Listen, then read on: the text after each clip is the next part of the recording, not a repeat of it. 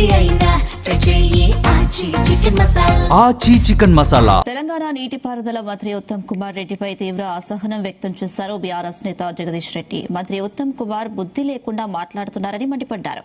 తమ హయాంలో సాగర్ నీటి మట్టం 510 అడుగులు ఉన్న నాడు కూడా రైతులకు సాగునీళ్లు అందించామన్నారు. ఇవాళ 532 అడుగులు ఉన్నా కూడా రైతులకి నీళ్లు ఇవ్వడం లేదని విమర్శించారు.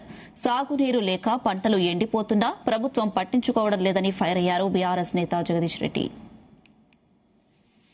మనం అందరం పోదాం, ఇక్కడ ఉన్న వాళ్ళం కెమెరాలు తీసుకుని ఉత్తమ్ కూడా రమ్మను. అలా దునికితే తెలుస్తుంది నీళ్లు నేలేవా. బుద్ధి ఉండి మాట్లాడుతుండ్రా లేక మాట్లాడుతుండ్రా?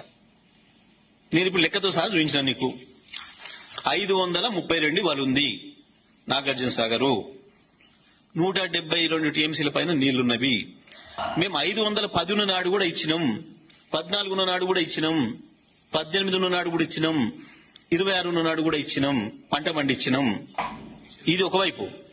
నీ పోతిరెడ్డి పాడు నుంచి తీసుకుపోతుంది అక్రమం, దాన్ని బంద్ చేయమని చెప్పి అడుగుతున్నాం. ప్రభుత్వం ఇంతవరకు కూడా కనీసం దాని మీద ఒక మాట మాట్లాడలే. 140 టీఎంసీలు పోయినాయి, వాళ్ళకి హక్కు లేదు. కేవలం నాగార్జున సాగర్ గేట్లు ఎత్తిన తర్వాత మాత్రమే పోతిరెడ్డిపాడు గేట్లు తీయాలి. ఉత్తమ్ కుమార్ కు ఈ మాట చెప్పండి, ఒకసారి ఇది ఇచ్చి జ్ఞానం తెచ్చుకోమని చెప్పండి. ఓ పని చేద్దాం పరాదు, మనం అందరం పోదాం, ఇక్కడ ఉన్న వాళ్ళం కెమెరాలు తీసుకుని ఉత్తమ్ కూడా రమ్మను. అలా దునికితే తెలుస్తుంది నీళ్లు నేలేవా. బుద్ధి ఉండి మాట్లాడుతుండ్రా లేక మాట్లాడుతుండ్రా? నేను ఇప్పుడు లెక్కతో సహా చూపించిన నీకు 532 వాళ్ళు ఉంది. నాగార్జున సాగరు 172 టీఎంసీల పైన నీళ్లున్నవి. మేము 510 నాడు కూడా ఇచ్చినాం, 14 నాడు కూడా ఇచ్చినాం, 18 నాడు కూడా ఇచ్చినాం, 26 నాడు కూడా ఇచ్చినాం, పంట పండించినాం. ఇది ఒకవైపు.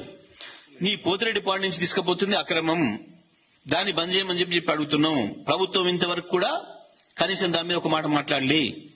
140 టీఎంసీలు పోయినాయి, వాళ్ళకి హక్కు లేదు. కేవలం నాగార్జున సాగర్ గేట్లు ఎత్తిన తర్వాత మాత్రమే పోతిరెడ్డిపాడు గేట్లు తీయాలి. ఉత్తమ్ కుమార్ కు ఈ మాట చెప్పండి, ఒకసారి ఇది ఇచ్చి జ్ఞానం తెచ్చుకోమని చెప్పండి. ఓ పని చేద్దాం పరాదు, మనం అందరం పోదాం, ఇక్కడ ఉన్న వాళ్ళం కెమెరాలు తీసుకుని ఉత్తమ్ కూడా రమ్మను. అలా దునికితే తెలుస్తుంది నీళ్లు నేలేవా.